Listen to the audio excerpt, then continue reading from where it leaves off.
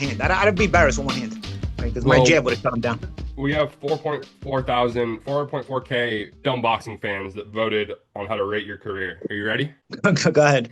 We have 4 classes: Hall of Famer, Class A fighter, Class B fighter, and journeyman. What's your prediction? So Class A is not Hall of Fame, but it's Class. I'm a Class A. I'm a two-time world champion. I'm absolutely a Okay. Class A. But You're Class I'm A? not. I wouldn't put myself Hall of Fame. At least not the main Hall of Fame. I've been voted into some smaller Hall of Fames, and I'm grateful and appreciative. But yeah, I wouldn't put myself in the International Hall of Fame, even though the International Hall of Fame has gotten watered down recently. To be honest with you, but still, I wouldn't put myself. I hold a higher standard.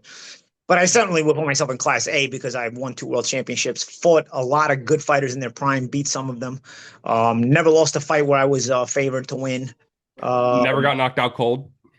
Never got knocked out cold, but more so than that, like I said, I fought the guys I fought in their primes. Like most of, I like you can look at your favorite fighter and the names they fought that they fight them in their very prime. I fought a lot of guys in their very very prime, and that's not easy to do.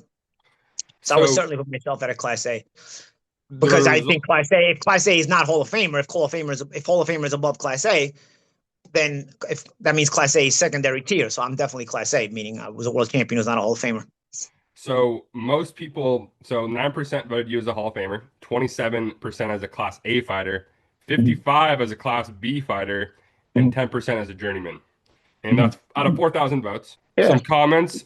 a lot of participation, right? 4,000 votes ain't Yeah, bad. that's 4.5 thousand votes, a lot. That's a lot of So that's a decent amount of engagement for a question like that, right? I I'm mean, I'm gonna read some of the comments. I don't mean to harp on you and your career. I mean, your Class A fighter, in my opinion, had the brain of a Hall of Famer, but his power was his letdown. yeah, and I think that's fair. I think that's fair.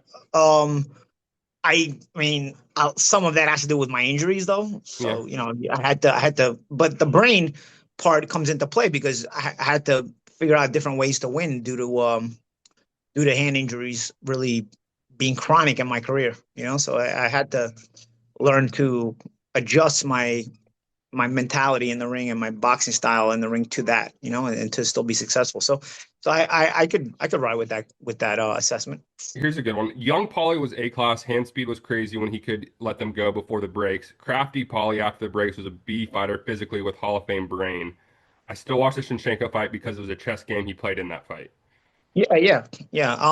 Like certain nights in my career, I was very, very sharp. Zinchenko was a very, very sharp night. And I knew it too. Like it was some nights you're sharp, but you're still not sure how it's going to come out in the ring.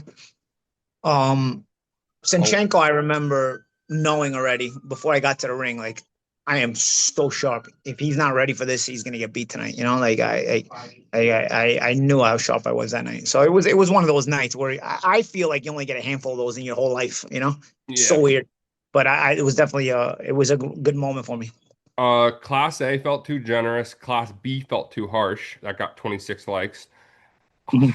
High level B class fighter, and then edit. I take that back. He won 2 world championships. There's a lot of those in the Hall of Fame. A lot of Hall of Yeah, Famers, only 2 time world champions. I feel Yeah. like I got to be honest with myself. I feel like there's guys in the Hall of Fame that are there more on sentimental value and they don't really belong there.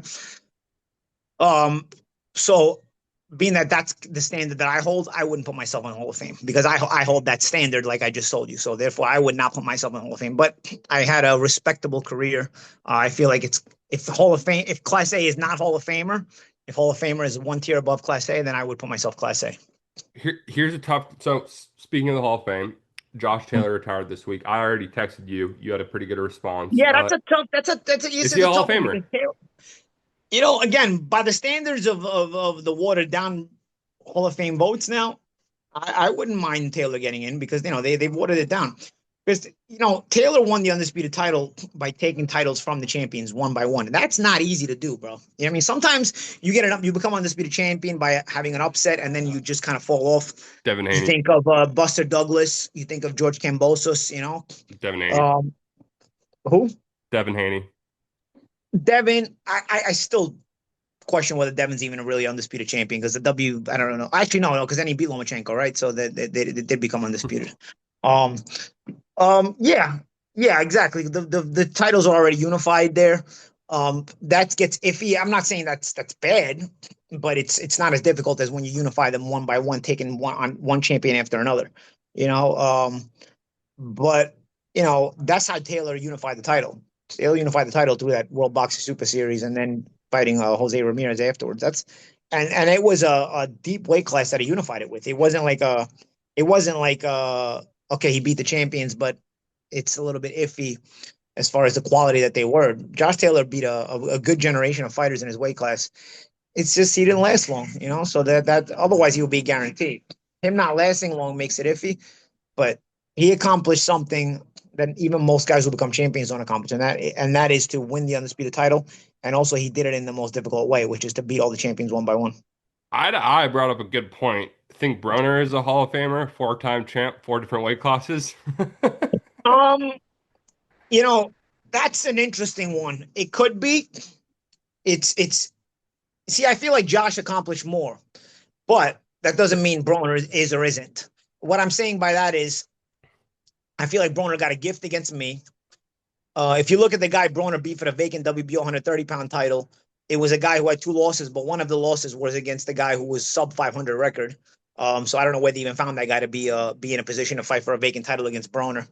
But he did have a tough schedule. Broner did take on all comers, won some good fights. Pause. Yeah. Again, remember, I'm keeping a tough standard, but he's on the cusp. I'd say he's on the cusp.